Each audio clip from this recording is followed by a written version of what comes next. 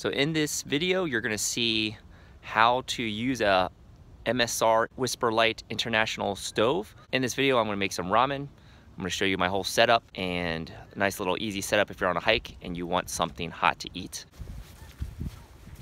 All right, it's currently 40 degrees outside right now, Fahrenheit, with 11 miles per hour wind. Okay, so what I'm looking for is a nice spot to make my food. Frozen solid.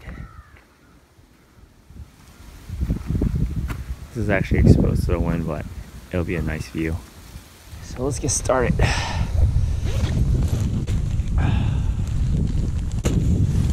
That's our windshield. Then there's our ground cover, helps cover the ground and reflects some of that heat back upward towards our stove or burner right there. There's our fuel bottle. There's our pump that helps pressurize the liquid, flammable liquid. Using white gas here. Yep. Tighten that up. It's about 20 pumps depending on if it's a full can. If it's not a full can, basically you just want to pump it enough till you feel some resistance. So what I'm doing here is I'm just inserting the gas line into the fuel bottle and locking it in place. And right here is you just take a quarter turn and you're just trying to get enough fuel at that bottom cup there for it to light. There we go. All right, close that. Look at this. Let's get this wind barrier up. It's cold. All right, gotta light it first.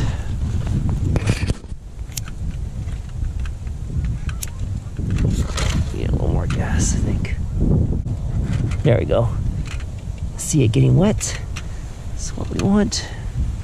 So the reason you actually have to light it before you start your stove is there's a metal tube at the top that has the flammable liquid in it from the fuel bottle. And what you're doing is you're heating up that flammable liquid so it turns into a gas and then it can burn easier through the top of your burner here.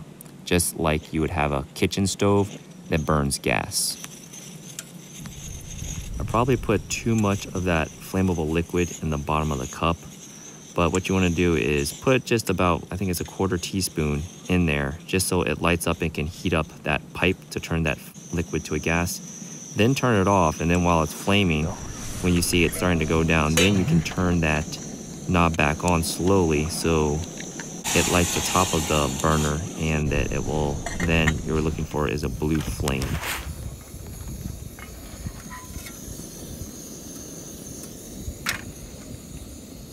This is good. No heat hitting that. There's just heat coming out from that edge. We're gonna have some of this tonkatsu ramen. All right, so we got our little pot. It's windy, but flame's still doing great. We got a nice little barrier around here, little wind guard, but we'll have some hot ramen soon. All right, so it cooks in 3 minutes. Perfect, 'cause I'm hungry. There we go, nice boil. Let's pot upside down. Let's get some of these noodles in here. Oh, that's gonna be good. Nice cold windy day. I'm gonna use all of this soup base. Some people don't use all the soup base. I'm gonna use all the soup base. Makes it taste much better. I need all that salt. I'm hiking around today. All this, and again, don't leave your trash. It's nice to bring a little Ziploc bag, carry everything out with you. There you go, get that seasoning in there.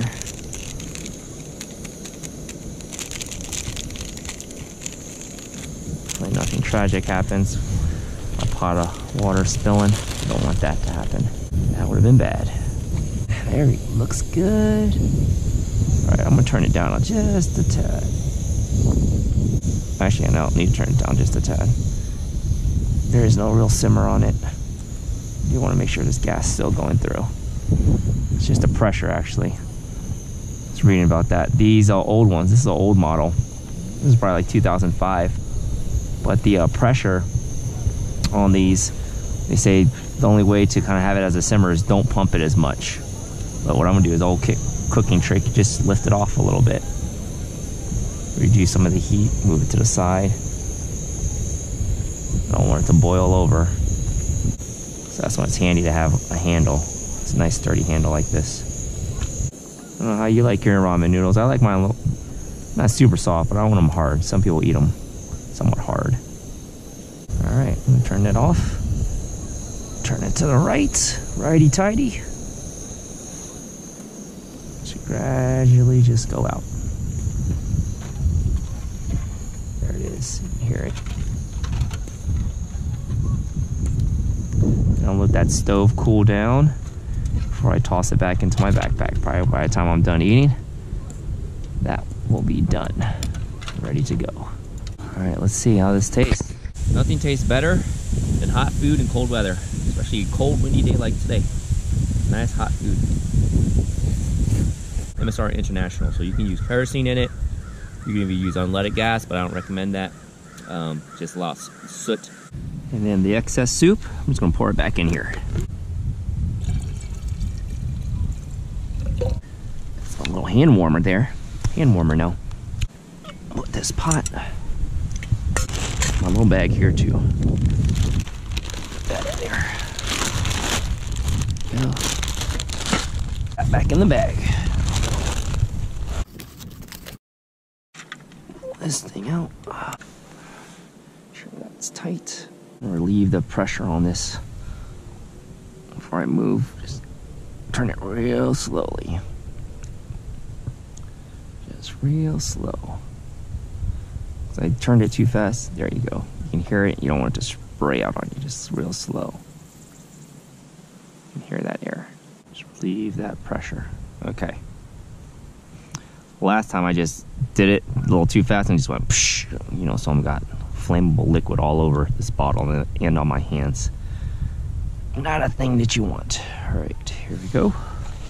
Not hot at all. It's so cold out here. It's still a bit warm. Not much soot. Cooked it much better this time. Last time I cooked this, when I first started, it was all black here. I think I put too much fuel down there in this thing. All right, so there you go. Okay, let's get that back in there. And this is so the ground, you know, it's not burning the ground up. I mean, it's just rock and dirt here anyways, but reduce heating up the ground. All right, so I'll put that in there. All right, here we go. That's it. Stick this back in. All right, this little can in there. Just turn this that way. There we go.